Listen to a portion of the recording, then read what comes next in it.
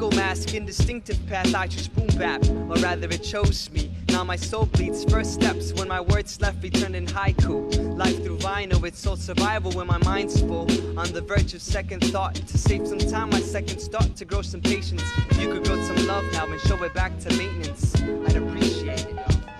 Reality bites as I stepped on toes like it's my turn to go. I'll deserve more than a handshake, a package of ho-hos and a view of the landscape. That's escapism. Chantala M, Chicago and places. Northside is where I rest with all the different faces. Stand still while your style stay basic. Adidas with fat laces, Timberlands for your friends, but it all depends. Cause the meaning of every word is defined by its context, but context is always flowing, so therefore the meaning of every word I speak is always changing, always flowing in respect. Check it out, give me my spec. Respect. Check it out, give me my spec. Check it out, give me my spec. I want to check your nines and the lines, hip hop's and redefined as far as we go. My pen forever bleeds since I was the size of speedos, wax and needles. If hip hop never existed, then how far would we go? Determined to create. This side of Lawrence Warren's roots for text, forced with bulletproof vests, couldn't name a classic break. I'm still blasting tapes in a 99 Walkman. If you can't understand the passion, it's already lost. So how much did it cost some? An arm crossed the leg, scared of existence. So he hugs a keg, walking blindly. Beneath the sunflower willow is the place where you'll find me.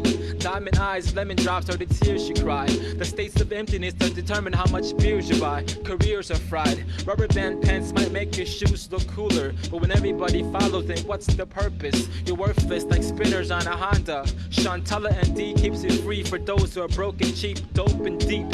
So count the tears she weep in lingo, and let's take it back to when everything was simple. Check it out, give me my spec. Check it out, give me my spec. Check it out, give me my spec. Check it out, give me my spec. Check it out.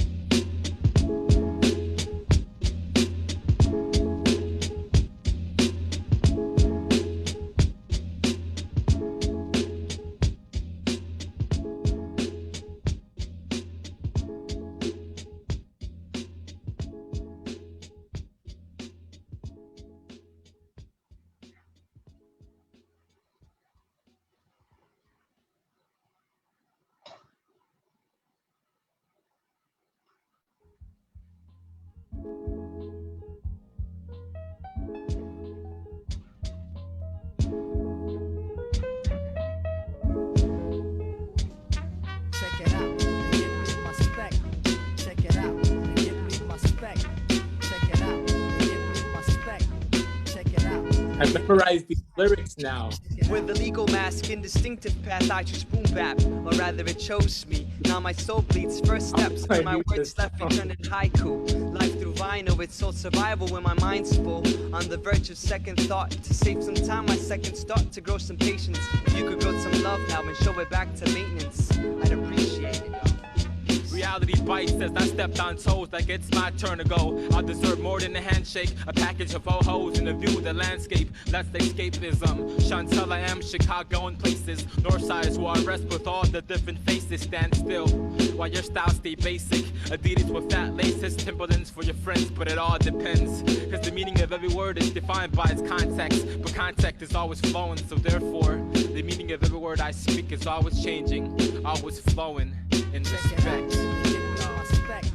Check it out, give me my spec. Respect. Check it out, give me my spec. Check it out, give me my spec.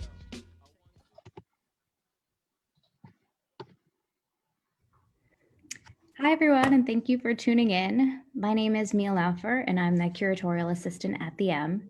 First, I want to acknowledge that the Minnesota Museum of American Art is within the traditional territory of the Dakota, here in Imni-Zaska, now known as St. Paul, a place name which refers to the white bluffs along the river.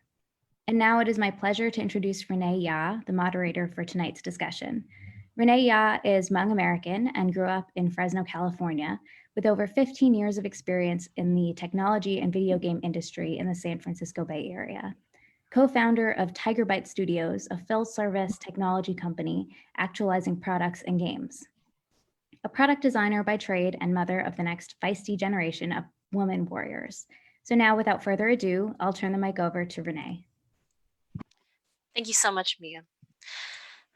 And thank you to everyone else who's attending and joining us for the 1.5 Reimaginings, a collision course in time and dual pandemics.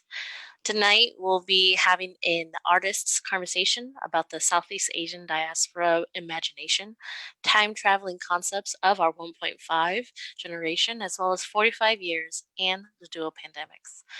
So, to start off, I want to go ahead and just kind of touch on what we're going to be talking about. COVID-19, racism, social unrest. How many of us have been targeted by not only these racist ideas that kind of barbed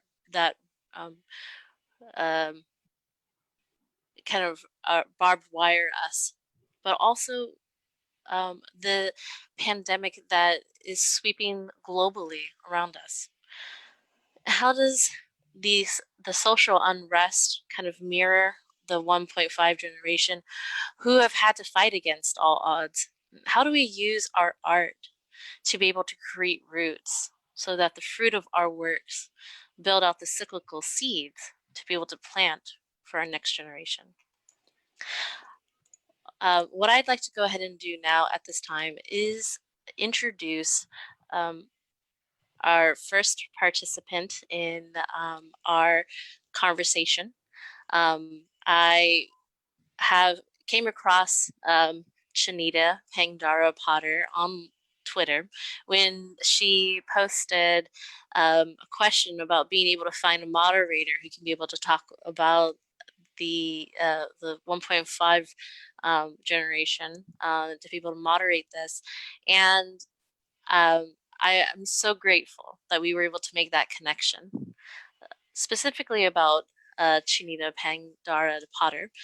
She is a Lao American 1.5 generation refugee, equity advocate, community strategist, narrative storyteller, and mother of two. She's the chief editor of Little Laos on the Prairie and founding executive of the Seed Project, Southeast Asian Diaspora. Chanida's home is both in Minneapolis and Vientiane. She has worked 10 plus years in the nonprofit field in public affairs, community development, strategic communications, and human rights advocacy. Chanida is the co-author of Planting Seeds, Southeast Asian Diaspora Stories, published in 2018, and Minnesota's first collection of Hmong, Khmer, Lao, and Viet Minnesotan stories, poetry, and art. Our lead artist, Chantala Kommanivanh, is an award-winning Lao American visual artist. He has years of experience in writing, producing, and performing on stage as co-founding member of the independent hip-hop duo Maintenance Crew, and also provided those sweet rhymes at the very beginning to introduce us all. Under the moniker Chantala Kommanivanh, wrote, produced, and released 5 full-length albums. Through painting, his works are a reinterpretation of memories documenting his personal history. Raised with traditional Lao customs at home and active in hip-hop culture outside of home, Kommanivann's work investigates cultural hybridity and tensions of identity, and he and his family were refugees from the unfortunate outcomes of the 1964 through 1975 secret wars in Laos.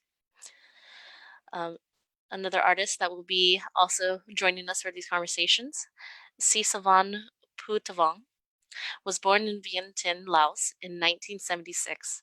Her refugee and immigrant experiences inspire her current work and to raise awareness of the secret war on Laos. She is one of the first professional Lao American visual artists and educators of her generation. Through her powerful acrylic work, she confronts the challenges of bicultural memory and documentation. She considers notions of the abstract and the concrete for those who must remember both their inner and external histories in a diaspora framed by secrecy and loss.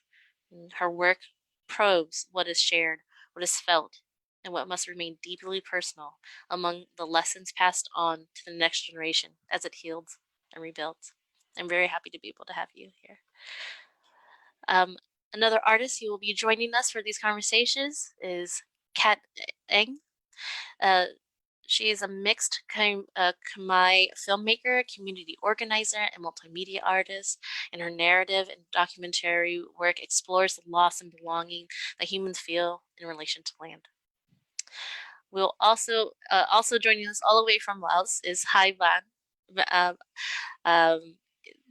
He is an artist from Vietnam, an adoptee from Operation Baby Lift, who grew up in Switzerland and currently resides in Laos. Van Hai is a polymorphic artist, videographer, photographer, music composer, essayist, and visual artist. The diversity of his artistic approach ranges from installation as a witness by image or broken into the classic format of a music album. His approach never leaves his audience indifferent, but what best describes Van Hai's work is the complexity of his approach to human feelings and its relational dimensions. So thank you so much for joining us, Hai. And also, we have Xee Reiter joining us. Xee is a self-taught artist specializing in watercolor, pen, and ink illustrations. As a first-generation Hmong American, you can largely find cultural references in her works. Her artistic exploration includes, but is not limited to, portraiture, art journaling, mural art, typography, and calligraphy works. Xee lives in St. Paul, Minnesota with her husband and 3 kids. You'll find her with sketchbooks, pens, and pencils doodling across the cities, from park trails to Hmong Village, as well as in her own backyard, where she has started a mini urban farm and garden complete with chickens and a wide variety of plants and vegetables with her family. She has worked with local organizations such as TPT, PBS, Minnesota Department of Health, and Hmong Museum to connect community through her artistry. So at this time, I want to go ahead and say, if there's any questions that you have, please feel free to drop them either in Zoom, if that's where you're joining us, or on Facebook as well. We have some helpers from the M who are going to be helping us to kind of print through those questions, and we'll go ahead and address them during our Q&A. And so at this time, we'll go ahead and jump right into talking and asking questions of each one of our contributing artists. And I would love to first start off with Chanida. Hi, Chanida.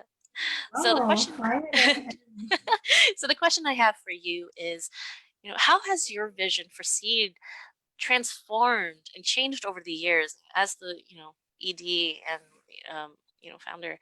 How does it influence the 1.5 diaspora theme for 2020? Yeah, we're in a pandemic, as we all know.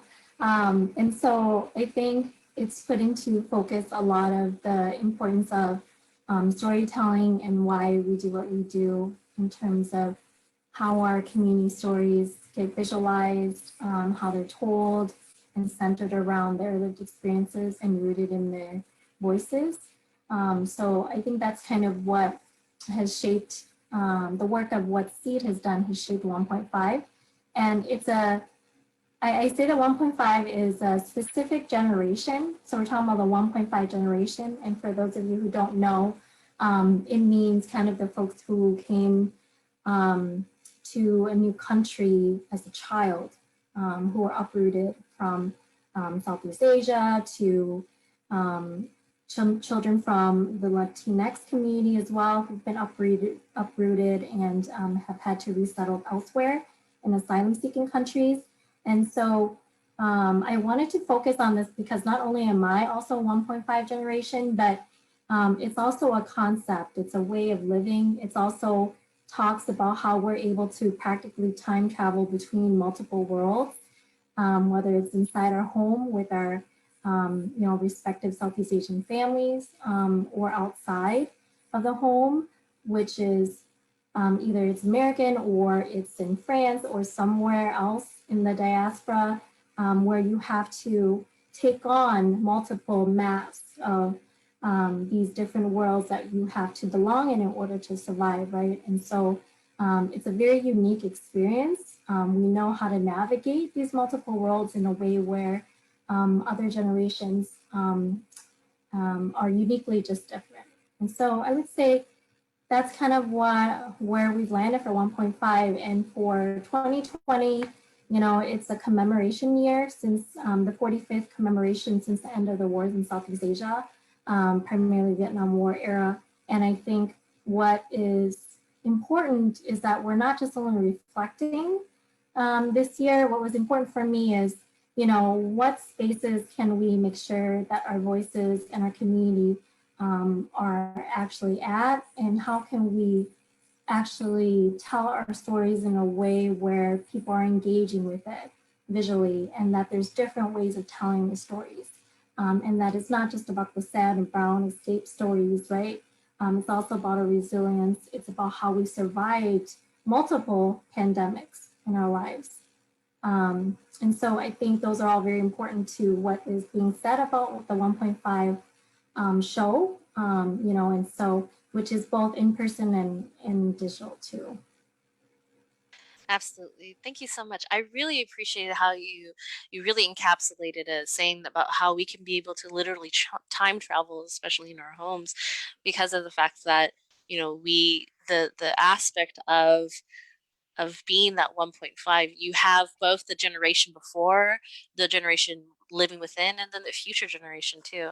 So I love the imagery that you kind of cast with that. And I thank you so much for being able to actually be the visionary behind it. And also, especially in this pandemic, you know, I think it's really hard to be able to connect those create those connections.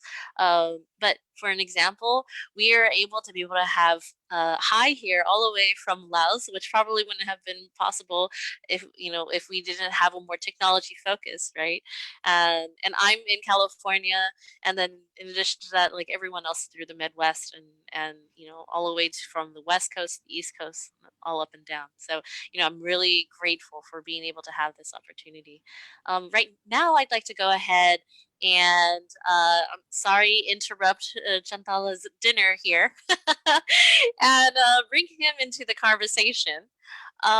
I'd love to go ahead and just ask you, you know, how do you utilize your creativity and its various mediums to express resistance through art? And why is that especially important now during this global dual pandemic? Well, I think, well, I'm a painter, so painting is it's a very time-consuming or time-based medium. And because we're in a pandemic, we have nothing but time waiting for the paint to dry. So aptly put. So I don't know, I think now is the time for us to sink in deeper in deeper, I don't know, a thought of the future or the present day, right? And I think it's because we're in this weird time that we have the time to reflect, and also have the time to think or feel. And I think as a creator, as a creative, I now have all the time to do what I want to do, or the things that I'm planning on doing, or the time to not do anything. I just, not to do anything is meaning, like, as a painter, I'm always working. Like, I'm always thinking about painting. I'm always thinking about, even if I'm not in my studio, I'm still working things out in my head, also working things out in my other jobs, you know what I'm saying? So there isn't really a time for me to stop. But I think during this pandemic, I'm just taking a break from it all, and just reflecting on our state of existing. And even if it's grim, I think it's still a thought that we need to digest. I love that actually. I think it, especially during this time when there really isn't anything else that we could be potentially doing, right? Being just stuck in our thoughts and our feelings, right? Like have you been finding it hard actually to be able to create? Yes. Do you think that's unique to just like artists in general, like or like because of this time? Like, what are you feeling as far as that?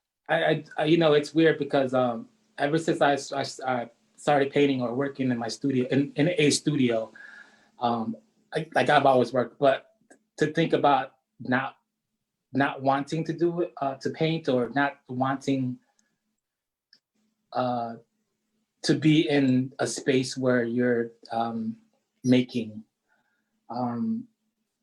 I consider it or call it as I'm taking a break. Yeah. But others might say that you're in your own head, or you know, or whatever it might be, or blame it on a pandemic. For me, I think I'm just taking a break. But I'm not sure if it's a thing where it's making me it's harder for me to create, because I haven't really sat in my studio and like tried to make something. The last thing I made was the fence painting that's in the show, and that was I don't know, maybe a month and a half ago. That's when I stopped painting. But you know, a month and a half is just a very short time for me to reflect and say the pandemic's having an effect. But for me, I'm just thinking, I'm just taking a break. Yeah. You know what I'm Thank you. saying? Yeah. Yeah. Absolutely. I really feel like that kind of helps to kind of just like tie into this next question that I actually have for Sisavanh. You know, actually, how do you use your art then? Is in your art expression to utilize, you know, our past experiences to inform us and to create dialogue around our collective diasporic experiences for future generations? Well, I just want to respond to Chantala artistic journey there. I'm just kind of teasing with him. I felt like I haven't quit making art since I've been pretty busy, so I'm just kind of giving him shit. But anyways, you know, this project in particular, it was, you know, there was ups and downs about it and things like that, and I you know, really thought about it after it kind of came into fruition to really consider what this project was about. And at the end of the day, I felt as though it was really about the people, right? The refugee. And I think looking at all of us right now, I think it's really, not to point any fingers, it's really just Chanida and I who are 1.5s.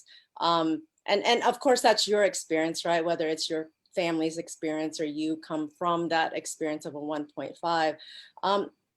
I wanted a collective voice. And so it wasn't, because as an artist, as Chantala was talking about, you get into your own, you get into your own mind, and we're very selfish in a sense. And so we make what we want, and hopefully that somebody will listen. And obviously you're trying to target your audience and things like that. I think you would be, it's the things that I teach. But in a sense, this project, again, it goes back to the collective voice, and the collective voice strengthening the concept of the show in a sense of what it really means to be a 1.5. And so I kind of wanted to throw the ball back into the court of, you know, these refugee immigrants who really were experiencing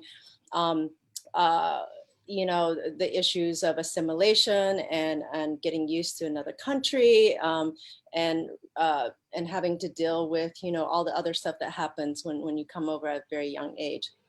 But it was also about educating and preserving. And so as I was going through these, well, not really going through these emails and questions that were, you know, sent to me after I had a call out for all the, through the refugee and immigrant on Facebook, it really struck me that it wasn't so much about the end product of the piece. It really was the journey. And I think that as a collective, again, our voice and that collective journey is a thing that educates, and we are the ones that support each other.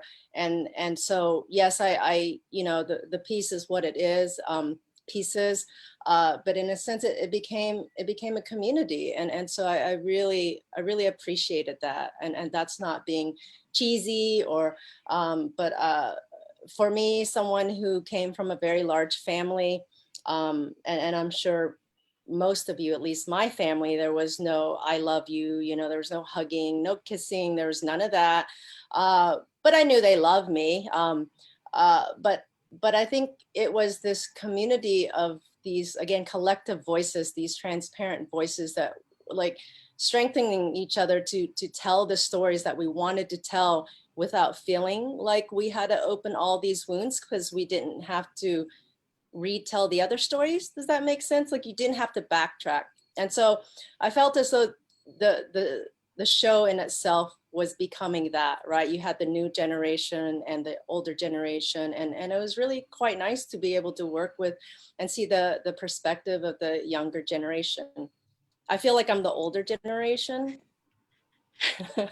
I really appreciate what you just said, actually, because you know, a lot of times for me, for an example, I feel like when someone's like, oh, you know, where do you come from, or who are you, or what are you, and I'm like, oh, I'm Hmong, and they're like, what's that? And I feel like I have to reopen a lot of wounds and I have to relive, like, okay, well, because they don't know what's Hmong at all. They're like Mongolian, and like, no, like it's more than that. Like we, you know, and I have to a lot of times have to go backwards and explain, well, the Secret War and this and that, and like, you know, and you know, the genocide in China, and you know, all of that, right? And it's like you have to relive all of these broken kind of pieces of you, these open scars, open wounds, to kind of just explain your identity. And I feel like, yeah, it's easy to just say, you know, like, no, I'm not Mongolian, but that's like just not enough, right? So I really appreciate how you say that.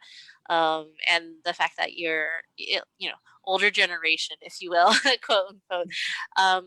But, you know, one of my opening questions was like, you know, how does the older generation build these roots for us to be able to then benefit from those fruits that you've given to us, so that we can be able to continue planting seeds for the next generation of artists too, right? So thank you. I really appreciate that. Thank you. At this time, I'd like to go ahead and actually segue over to Kat. So Kat, you know, I've loved just kind of following your social media journey.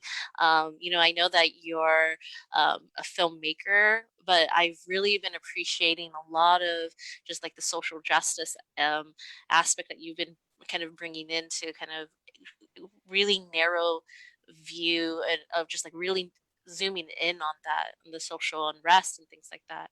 And I know for this, for the 1.5 project, you actually focused on photography. So maybe you can say, you know, tell us a little bit, how can we use our narratives in and out of photography then to impact equity for marginalized communities? Yeah, I mean, we live in a world, you know, especially now in this like digital era, in this moment where we are communicating visually, constantly we're communicating visually. And yeah, I think I often find myself, you know, when I'm out, you know, when I was out in the streets this June in Minneapolis, you know, as our city was erupting with all, you know, with anger and looking for justice, you know, I found myself out there like as a person, just a human in the streets. And then I also couldn't turn off the photographer. Like I would just look around at every moment and I'm looking at the light, I'm looking at the way that people are walking through the smoke. And I just feel really grateful that I was able to, yeah, just be in the moment and like capture some images. And I think that these are all moments that we go through are things that I just feel grateful that I'm able to share these images going forward.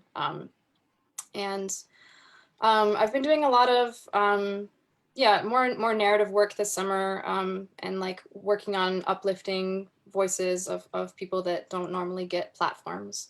And you know, specifically for this show, I've been thinking about just sort of like challenging, maybe challenging ideas that people, in order to create fine art, you have to have, you know, a really polished idea and a model, and you have to like create some sort of like complete work. And instead, I wanted to look at my family and my friends, my 1.5 generation friends, and like see them, like see my aunties as like they are art. Their lives are art. Their existence is art.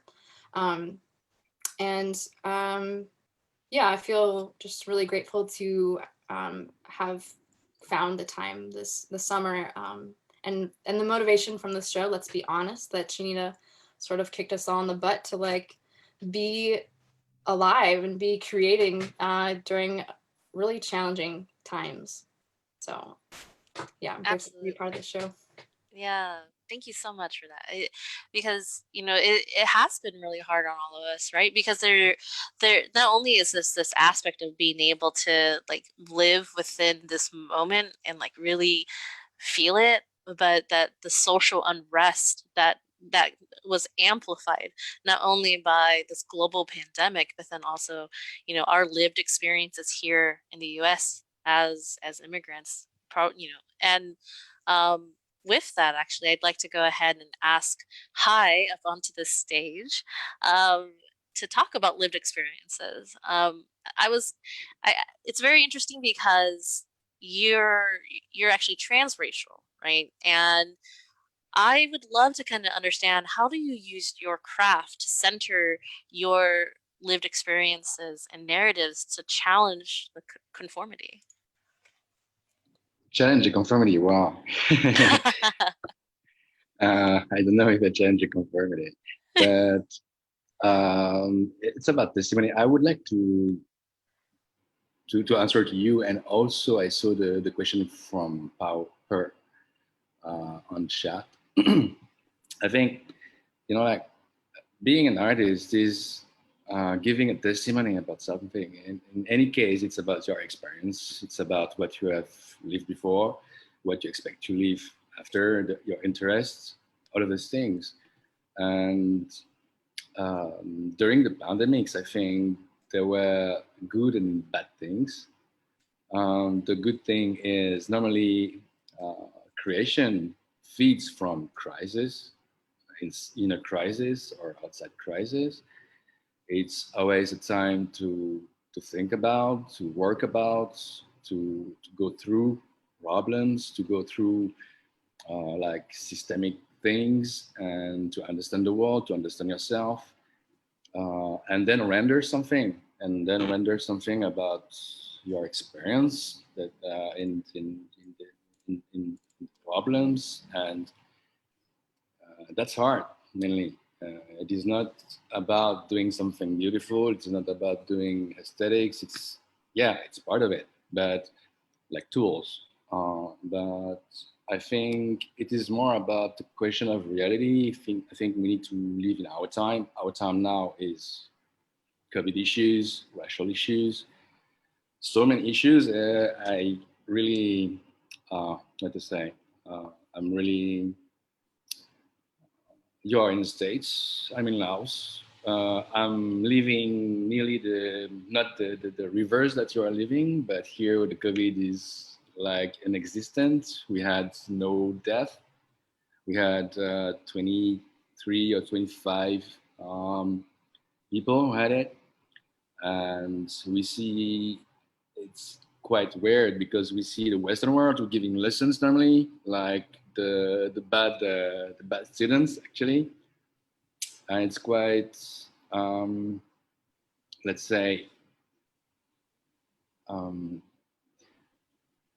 it's so strange because we built something that we thought that it was really strong, like the governments, the states, the economic system, all of these things seems to be so strong, and in a few months everything nearly collapsed. And when I say artists that's feeding from crisis, I mean that, you know, we are feeding from all this thing to find truth, to find a message, to find something to say to our loved one, to unknown people, you know. And if you come to this message, it's cool. We don't push anyone to see hearts. We don't push anyone to listening music or to watch a movie. That's for answering to this question. The thing is that discussion it's an open discussion. As an artist, we are taking the mic, taking the brush, taking the camera, and with the expectation to share something, really to share something. So that's the purpose of. I love that. Thank you so much, Hai. There was a question in the Zoom chat, and I wanted to go ahead and ask Chanida. You know, the question specifically was, just so we're on the same page, and put it into writing, like what's considered 1.5 generation for refugee and Lao? And I was hoping, Chanida, you could go ahead and answer. Yeah, so I explained this earlier, but I put it in chat as well for Xee, I think he had asked.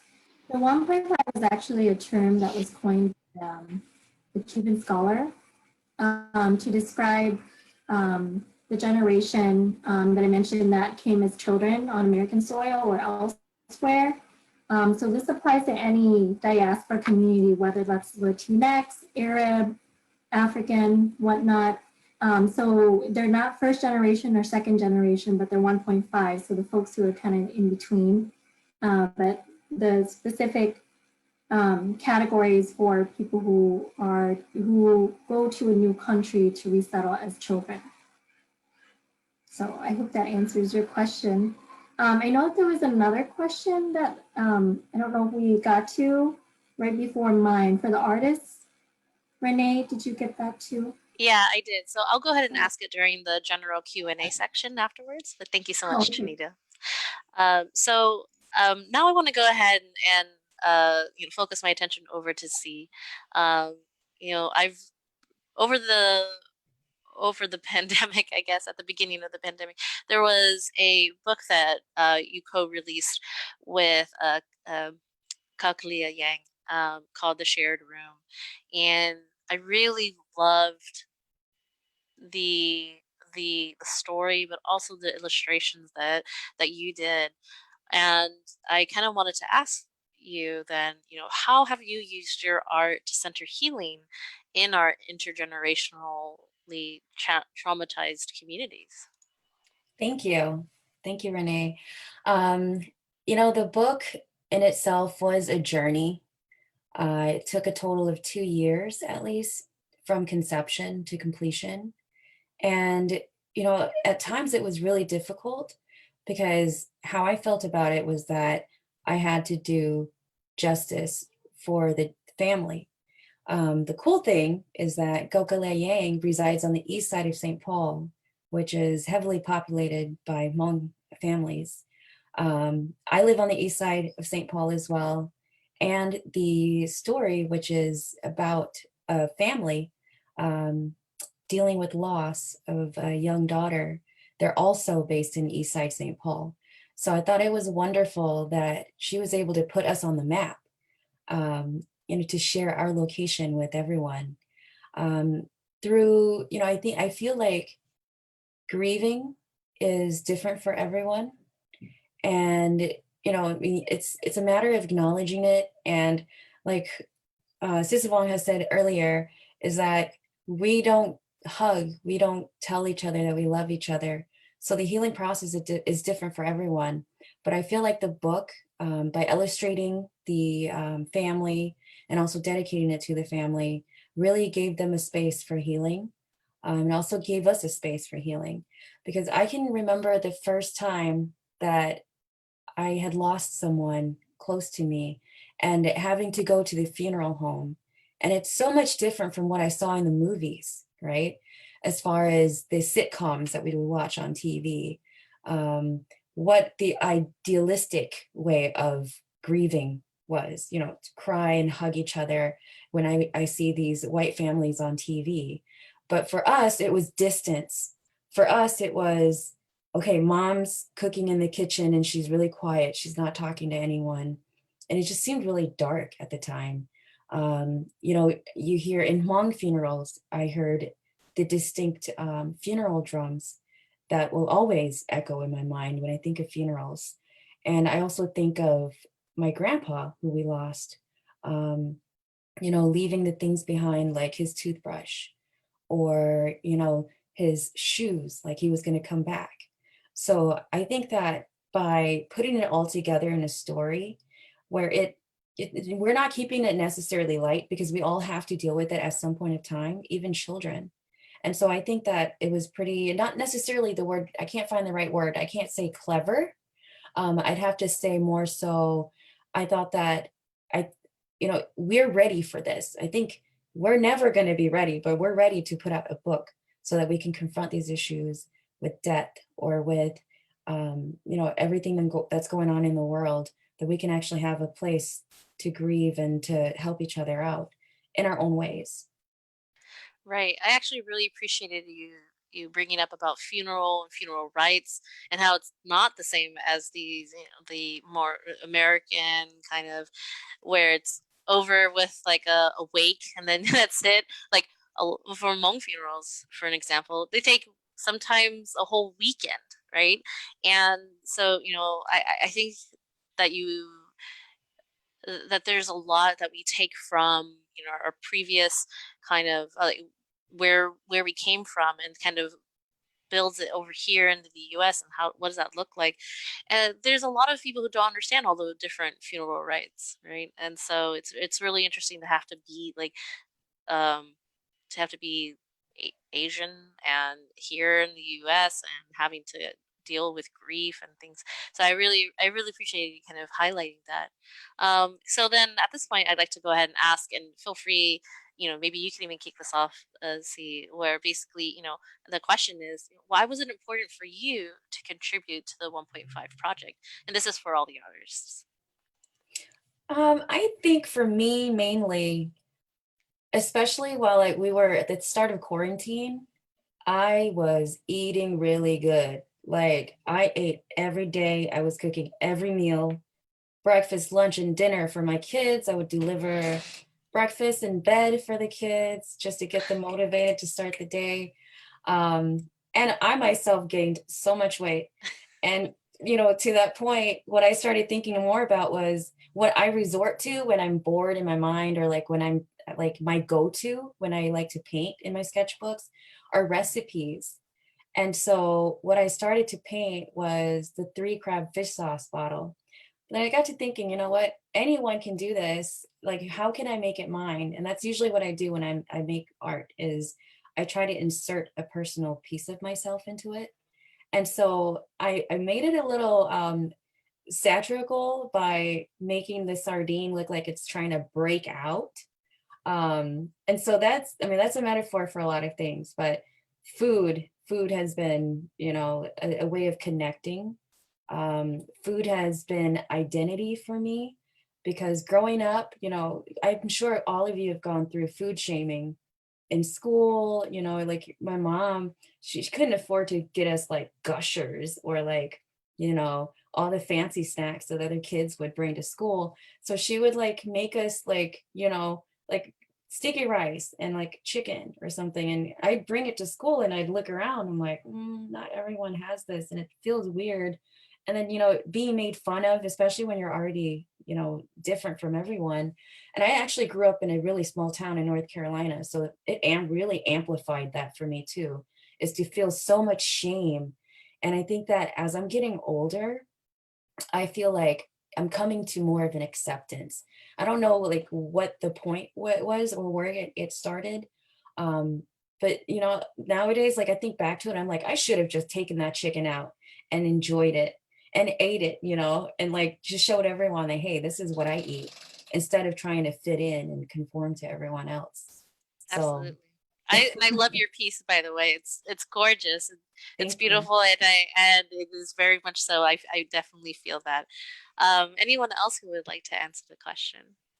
Why was it important for you to contribute to the 1.5 project? I think it was important for me because I wanted the work and all of our work to be included in the conversation.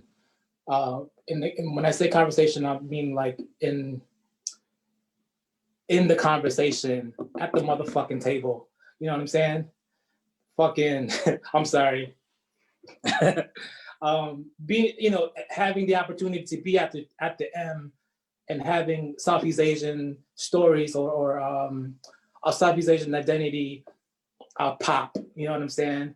And I just feel like it's been 45 years from hiding, and now it's time for us to come out the shadows and show, just let the people see who they've been ignoring. You know what I'm saying?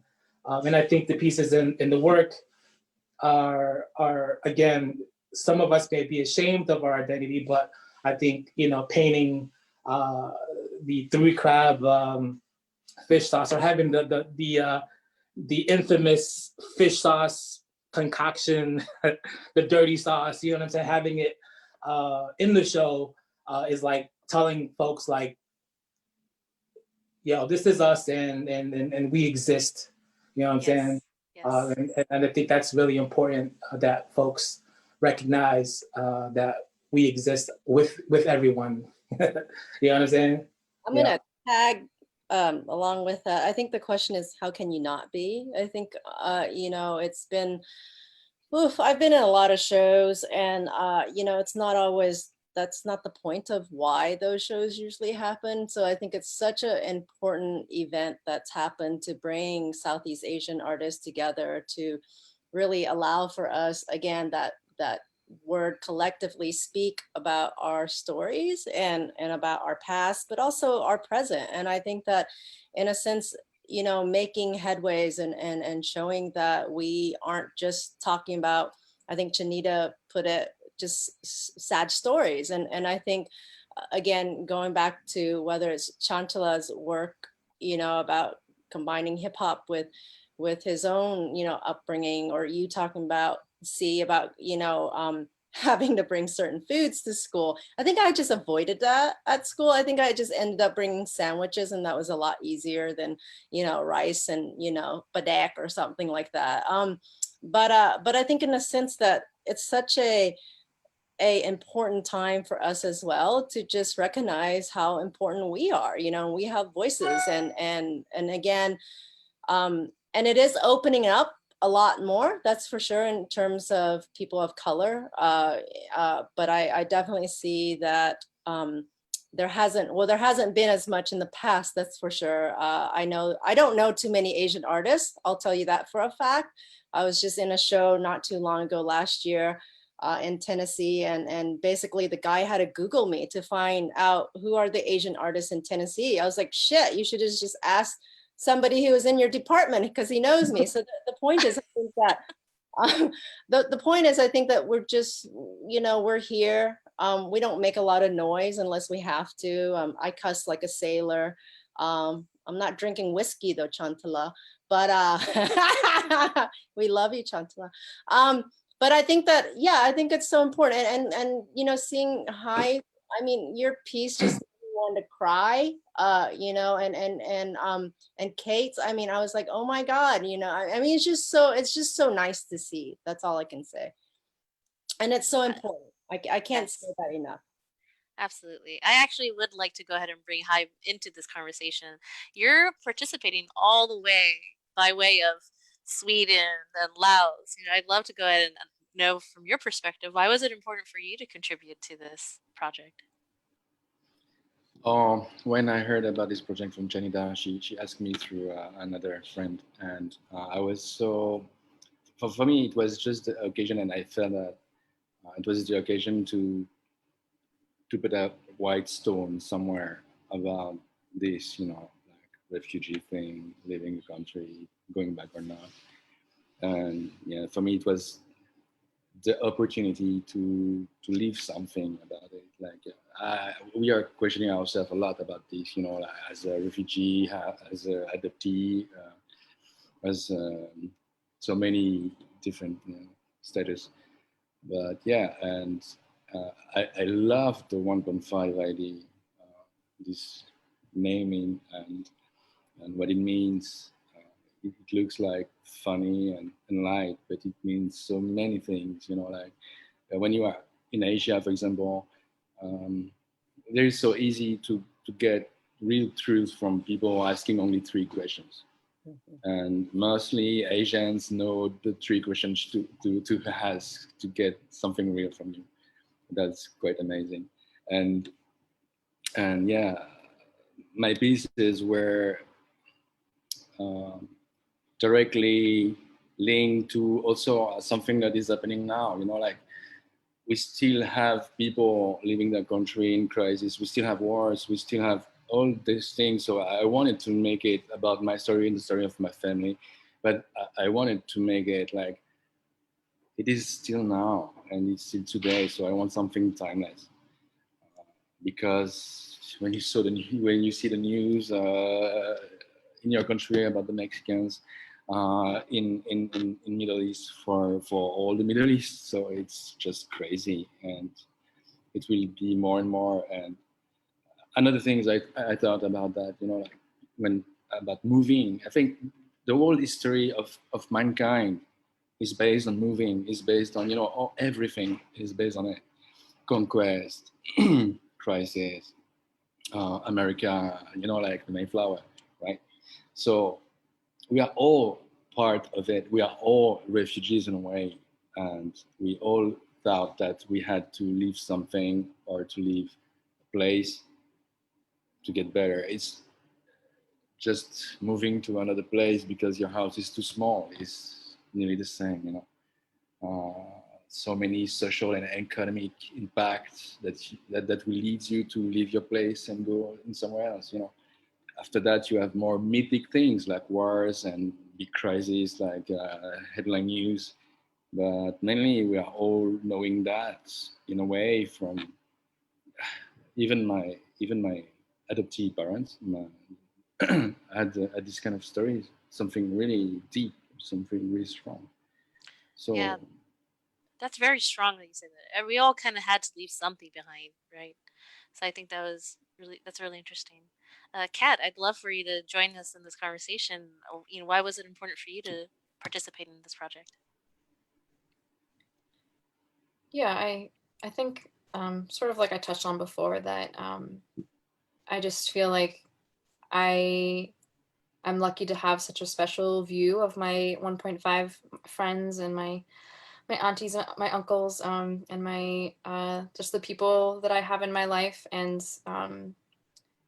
you know, I just kind of took this time in this project to you know, take some of them out into the wilderness and like just be in nature and yeah, walk around in the sunshine and just see each other, and to be able to share that moment with the world and to share that with other 1.5 artists is just such a gift. Thank you for that. So I'm going to go ahead and go into our Q&A session.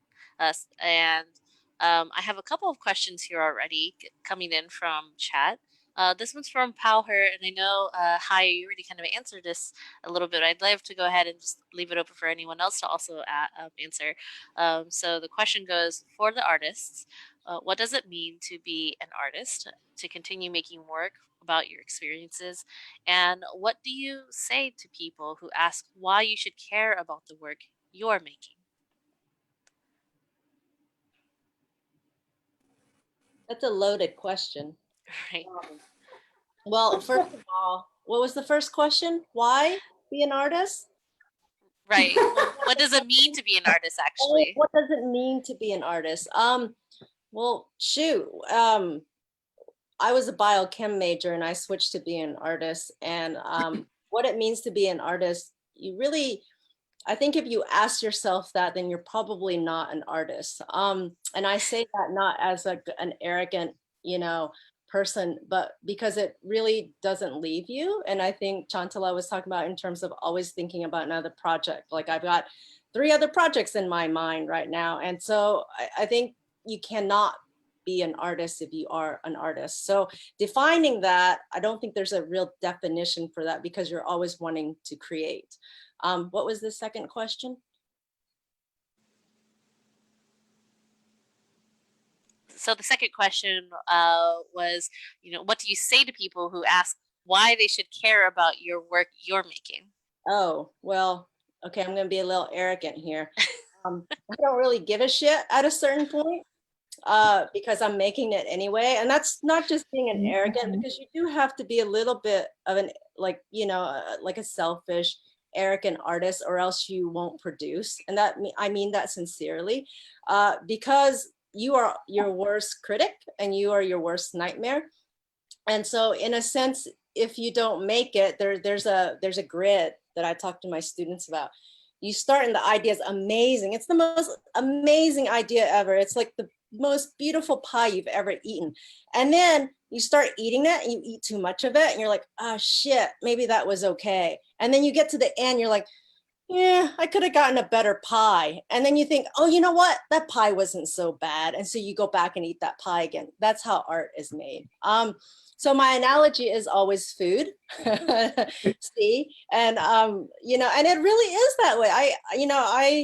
I've been teaching for like 20 something years. And let me tell you, it really is that way. And I think that at the end of the day, obviously you want to target your audience. If you're talking formally, you want people to look at your work. Yes, even though we're selfish, we still want people to look at our work. We still want them to respond. As an older artist, I love it when somebody says, it was a great show, Sisavanh, because, we need boosting as well, and so yeah, I think that, at the end of the day, yes, we don't give it really rat's ass if you like it or not, because we're going to make it anyways. But then at the end of the day, we also really care that you're there because we're a bit moody as well. There you go. Chantala, you chime in. Yo, I tried to deny being an artist for my adult years. I mean, I knew the only thing in school, growing up, only thing I was good at in school was art and lunch. Nice. And I think we all connected by food, right? Everything else, I don't even know I graduated from college. I don't even know I graduated from high school without having a good nerdy friend.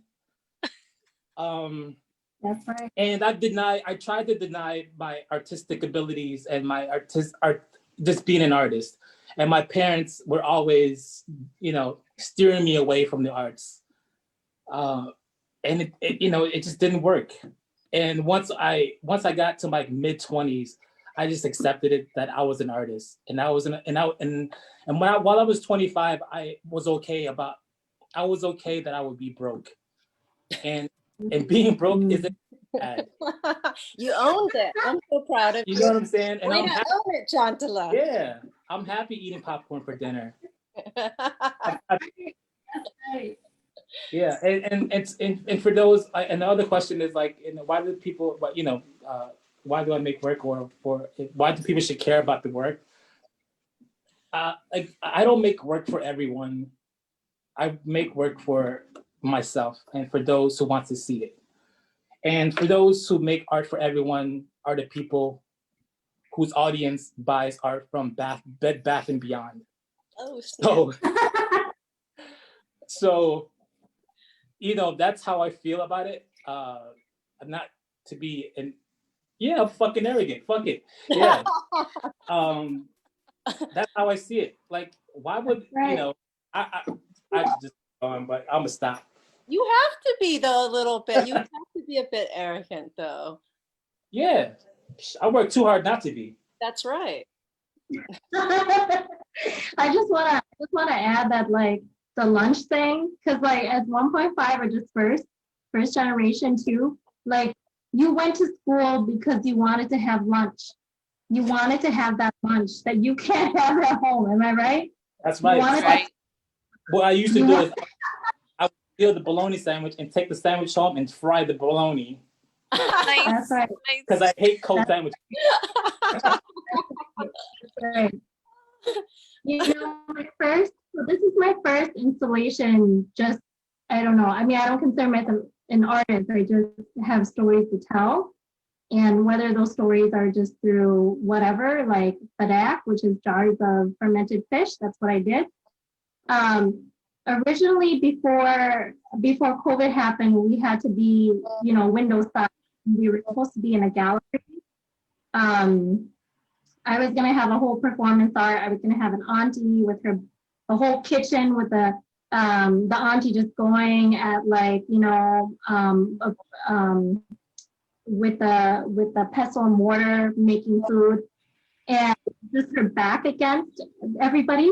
And then the idea was that majority of my childhood was because my mom held 4 jobs. The only time I saw her majority of my childhood was the back of her in the kitchen.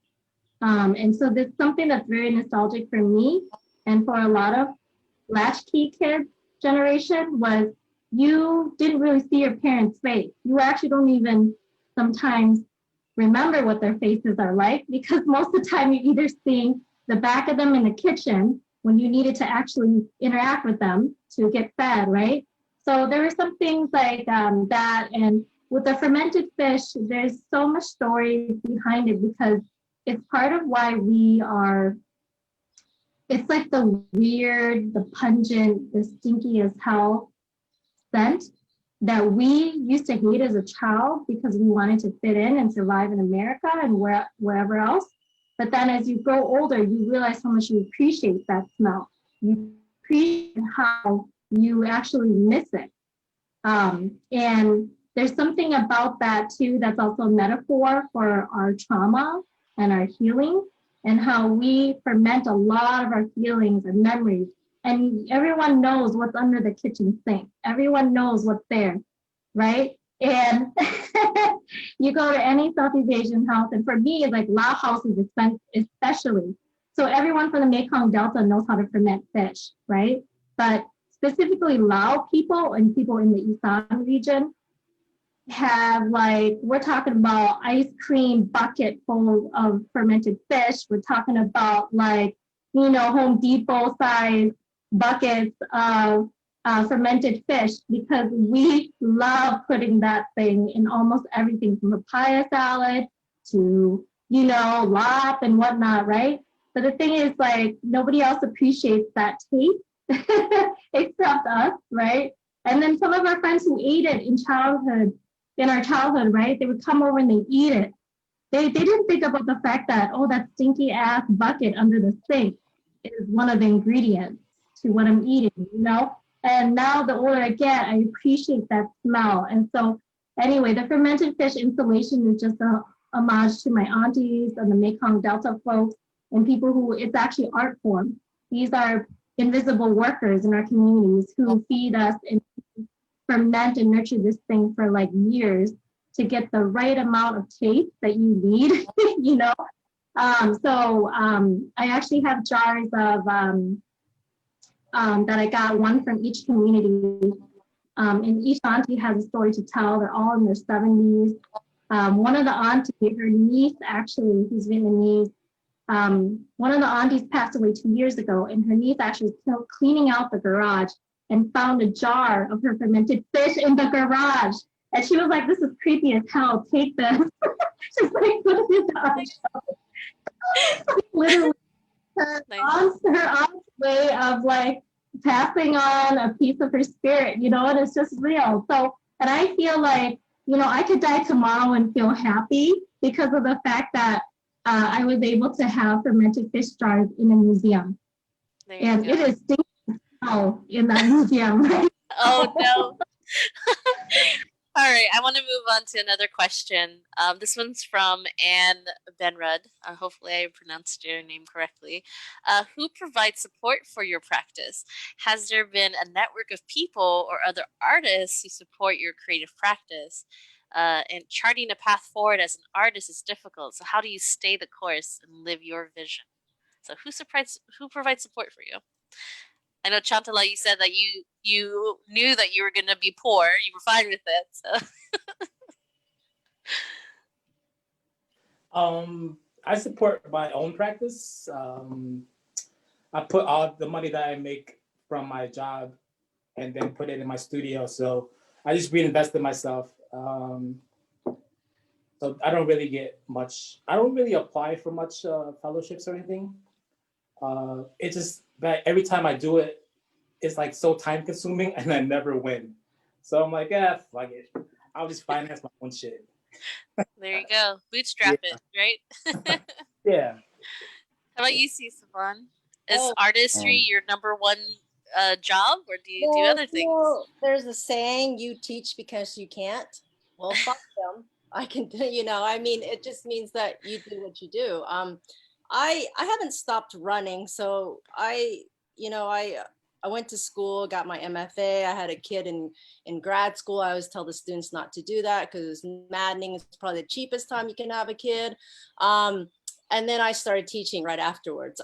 So I have been, making art, I mean, ever since. And the big thing is probably the driving force is, again, I think that question is, are you an artist? I just don't think you can just quit that, right? It's not as though you just stop and quit making, because you're always going to be making. And I am a big proponent of writing for grants. So I do write quite a bit of grants. And Tennessee actually has a decent funding for that as well.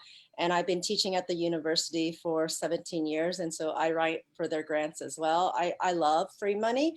And I make smaller works. I always tell my students, make small, medium, large works so you can sell those works to make bigger works. I mean, that's how you fund bigger artwork. And so, it's very expensive, and not everybody makes installations, and not everybody makes very expensive bronze sculptures because it's expensive. And so at the end of the day, I do fund my own. I do write a lot of grants if I can. I am at a point of my career where I feel like I could ask for the funding, and so I think that's important as well. I think as a new artist, you always think you have to pay for everything. And it is that way until you get recognized a little bit, and then you can ask for a little bit more, but it's not cheap. It's kind of like gardening, going back to food and gardening. Gardening isn't really that cheap, but it's therapy. And I've always made work because it was therapeutic. I've always made art ever since I was a little kid, pouring, mineral spirits in my room, thinking, why am I doing that now? And it's a 5x6 painting. So yeah, I think that, I don't think money is, money comes around and goes, and yes, you can make larger work, but at the end of the day, you're going to try to find a way to make what you want to make. And it might not be today, it might be not tomorrow, it might be 10 years from now where maybe you win a Joan Mitchell grant. A little bitter there.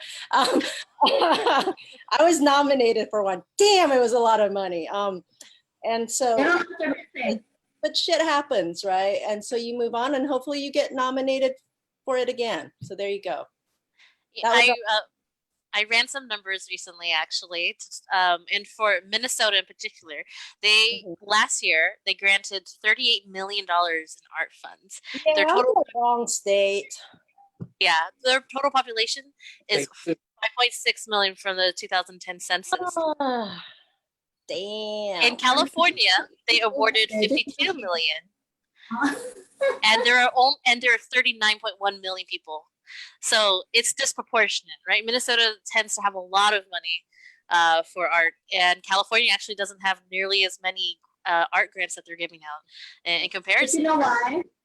I just want to make a comment about that, because we advocated for a specific percentage with the state, so that it goes back to the arts. And I think that's something that very, very few states do, that I wish they would do. so that there would always be consistent money coming in. It's a legacy grant. So it's only like I can't remember, it's a certain percentage, it's not that much of taxes that goes back to cultural arts and et cetera. But yeah, that's also an important thing about why organizing for policies to support the arts is key. Right. How about you, Kat? How about you, Kat? Who provides support for your practice? I don't know. I just kind of build it into a lot of the community work that I do. So I don't know, scrounging around for the scraps from the nonprofit industrial complex mostly. You know, I think support can mean a lot of different things besides money. So, you know, I do have really loving and incredibly attractive parents. And, you know, one of my pieces was of my father, who, you know, was such a good sport to come out. We paddled on the backwaters of the Mississippi River. And I asked him to get out of the boat and walk around in, you know, waist deep water. You know, I think that's love, you know. Yeah. That's like that's what feeds me, you know. Honestly, like I in general just sort of keep my life to have a super low overhead. Like I try to avoid money almost at all costs. So and I'm just lucky and grateful to have parents that, you know, support me 100% in that, you know, even though when I do, sometimes I'll call my dad and tell him I'm sad, I'm depressed, and, you know, he'll say, get a job. You know, like that's sort of like maybe like a go-to move for any immigrant family, which you know, sort of like your worth is often tied to like, yeah, the ways that you are producing and like being a productive like resource creator in your community. But yeah, I guess I've been trying to focus in my life on ways to have more of a community sense of how we take care of ourselves and our, you know, some of our things in our daily lives. Like I try to like harvest a lot of my own food, and I harvest maple syrup and wild rice and berries in the summer, and just kind of like along with the seasons. And for me, like you know, it's not that it's free to do all those things. It definitely it takes energy, it takes time. You have to travel to go to these places, but like it's a way to be in relationship with my food and with my land and with my community. And I think that's really what supports me. I love that. I love that so much. Moving on to the next question, I'm going to go ahead and I'm going to tag C and hi. The question comes from Maddie. How do you explain your art to your parents or elders? My family has no idea what I do or make. LOL.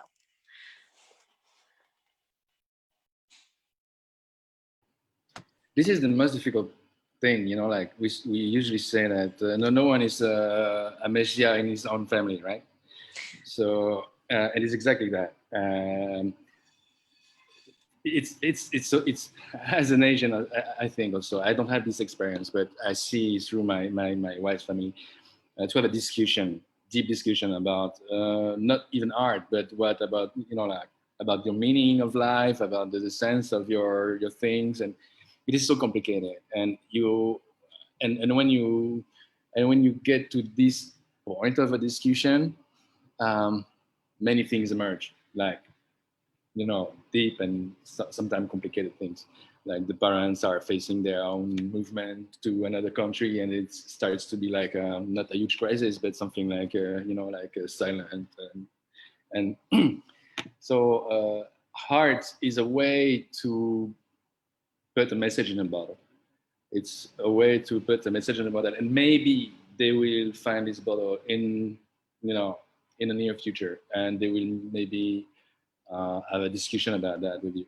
It's always like it may be an emergency call, but it can be also things more simple about like, hey guys, I just want to see that I updated, like, and you need maybe to update a little bit, with me, because I know I am your son or your daughter, and you have this image of me, and now I'm myself. So please come and see. That's pretty simple, right? Heart is also about that, like it's not only complicated things or sad things or any, like heart is sometimes, we used to say that happiness is to be lived, right? There is not a lot of hard pieces talking about happiness, relevant ones, because happiness is about living. We are more about questioning. We are more about, deep things. Not even sad. No, not really sad. That's deep things. So when you go through a creative process, it's always to questioning something, yourself first, the exterior first, secondly, and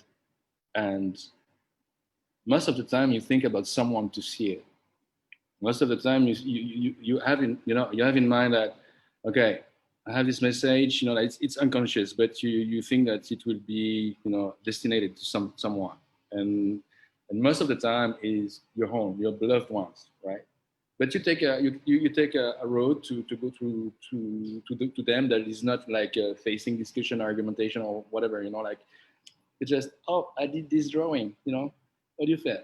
It's like, yeah, it's a way to be recognized by your own, and it's the most difficult thing, because what we have every day on, like my kids, I need to think to myself every day. So you need to update constantly, because they change every day. So Right. if you miss the thing, then you will have some bad situation. That's so powerful that you said that about happiness, actually. I think a lot of what we do is very deep. So the fact that you just said that about happiness is really powerful. And it's interesting you say that, because Chantala was saying, like, he doesn't make art for everyone, but there is at least one person in mind, right? Like, maybe if not yourself that you have in mind, but you definitely aren't making art for everyone. So yeah. Okay. How about you, Xee? The question was, how do you tell your parents? Do you have what you do? Do you find it hard? They look at it like it's child's play. Like it's just for fun, like I'm just having fun. But once they started seeing me branch out more, I think then they knew that I was serious about it. Because, like if I'm cooking something, they'll be like, ooh, what are you cooking? But if I'm drawing something, they're like, we don't know what that means. Like, what are you doing? Are you just playing around? It's like, I think because they come from such a survivalist background, what it means to survive for them are essentials. It's making money, it's providing. For us, we're able to have that freedom to express ourselves visually with art. And so I think it's a little harder to understand, like to see, to be on the same page about it. But one of my earliest memories, though, with drawing as a child was my dad would always encourage me, because he's always had a creative gene in him. He would keep drawings that I would make, or he would comment on my handwriting, which then led me to pursue calligraphy and, penmanship a little bit more. Had it not been for that, I think I would have just left it. But it's those moments where it was intrinsic, where that, they encouraged you and you remembered it, because maybe that's something that you really felt like you weren't really good at, but they encouraged you. And then even as a child, he would come home after a long day at the furniture factory, wrapping furniture. He would take these zip ties and he would make animals out of them. And I thought it was like the coolest thing. And so, I think a lot of my creativity did come from my dad, but to create the same art or to understand the same art is completely different. So that's my take on how I think my parents feel about it. Yeah, I love that. All right, okay. Can I quick? My parents for a long time thought that I was selling drugs to survive. Because It's true. I'm an adjunct professor, so I only work 2 days a week, one class, and it's only 2 hours a day. So they're like, "How are you surviving?" When I tell them I'm going to work, when I tell them I'm going to work, I'm going to my studio, working. So they don't understand that when I say I'm going to my studio, that's working. They don't understand that concept. You know what I'm saying? And I just wanted to share with you that because I thought it was funny. Kat, did you have something to say? Oh, I was just commenting on, I was just curious about how you make animals out of zip ties. But I don't know, I did have this moment when my parents came to see my photographs at the M. And, you know, there's 2 pieces that are kind of these like collages. You know, my dad, he saw them and he burst out laughing. That was his that was his immediate reaction. And then the next thing he said was like, "My kid could make that," which is something that he often says when he encounters contemporary art, which I guess was extra funny because I did make it. Exactly. It was a term of endearment at that point, I'm sure. It was. Yeah, you know, so it doesn't, you know, for him, and for me, I guess it doesn't matter to me whether it sinks in for him or it creates an impact for him. I think he just supports me no matter what, and in finding the ways to tell my story. I love that. I love that so much. Okay, so we only have a couple of minutes left. So what I want to go ahead and do is lightning round questions at this point. So if Curtis, you can pull it up, great. Okay, so this is for everyone. Really quick, true or false? Something about my heritage, culture, and identity has been made fun of. It's true or false for you? True. True. True. True. Daily. All right. Yeah, next. Add one more thing to this dish. Rice and... Kale. Chicken. Eggs. Mango. Padek. Padek, yes. Nice. Yeah, soy sauce. Oh, there you go. All right, next. Agree or disagree? Existence is resistance. Agree. Agree. I'm not sure. You can't be on the fence about this, Chantala. No. like to be in conflict all the time. So exactly right. All right, next. My art is inherently political. Agree. Yeah. All right.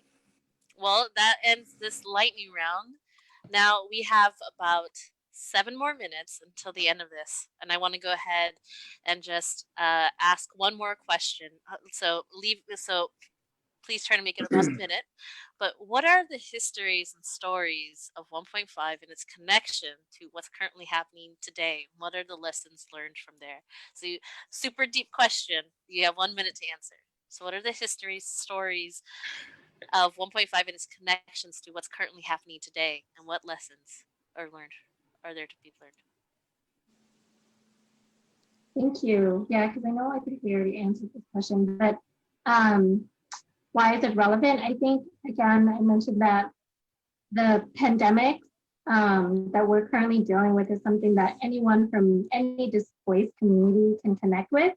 And I think that's what is important here, is that we know how we have come out of death and continue to be resilient. And so a lot of the things that I used to look down on my parents for, with the hoarding, the reusing of plastic, and all those things that were so important today, to the point where I'm like, oh man, I have to agree with, I told you so, with my parents, because these are things that annoy the hell out of me growing up, even through today, but realizing that they were right.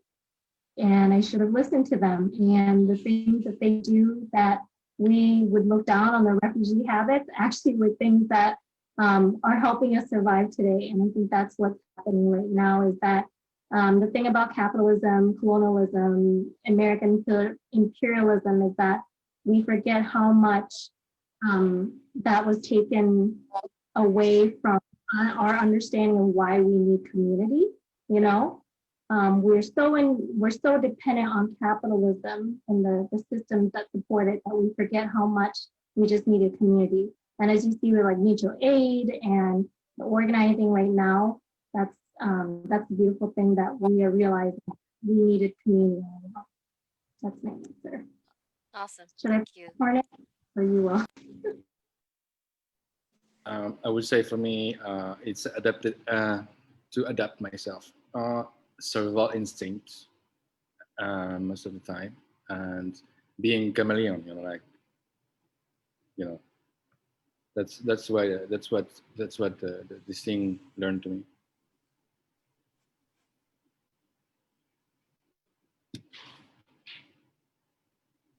What I learned was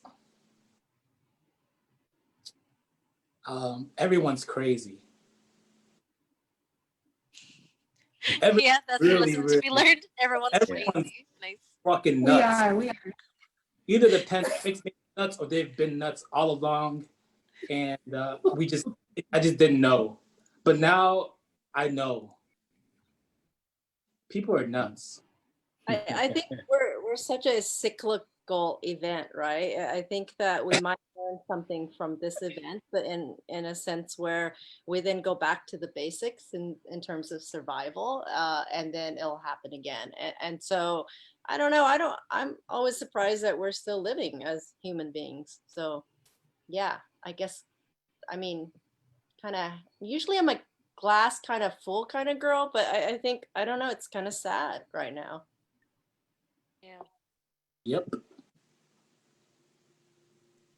How about you, Xee or Kat? What are some lessons to be learned right now?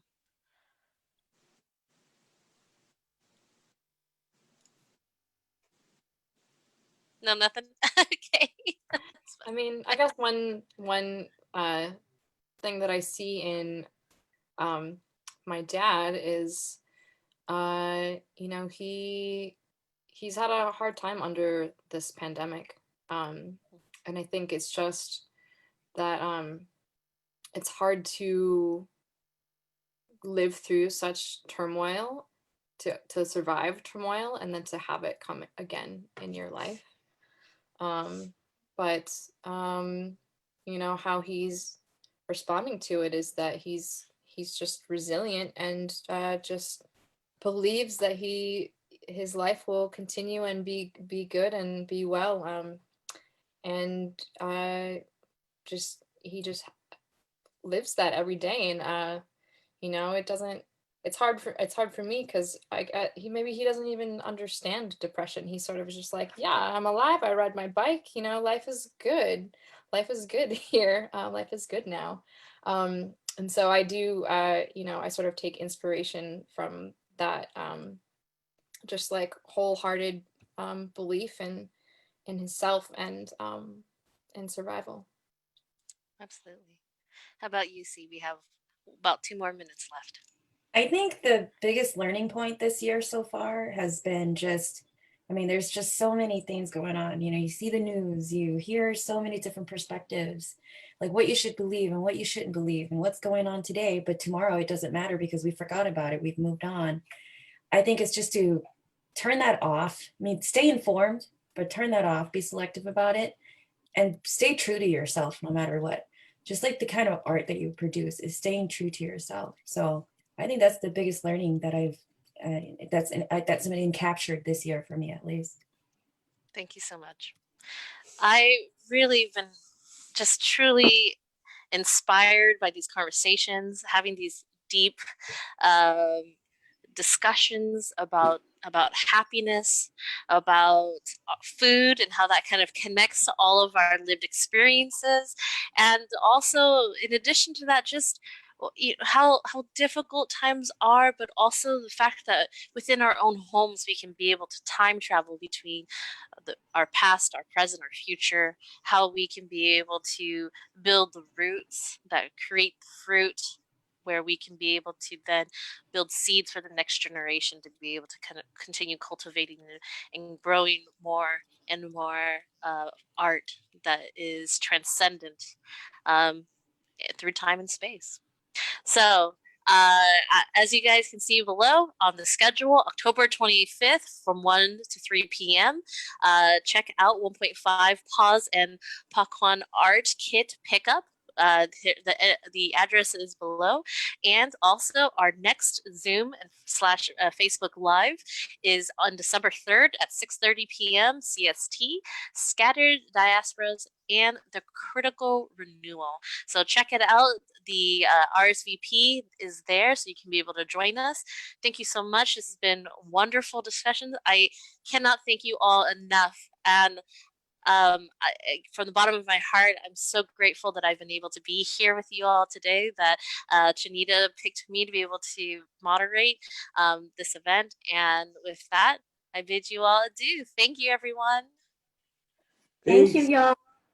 Thank you. Bye.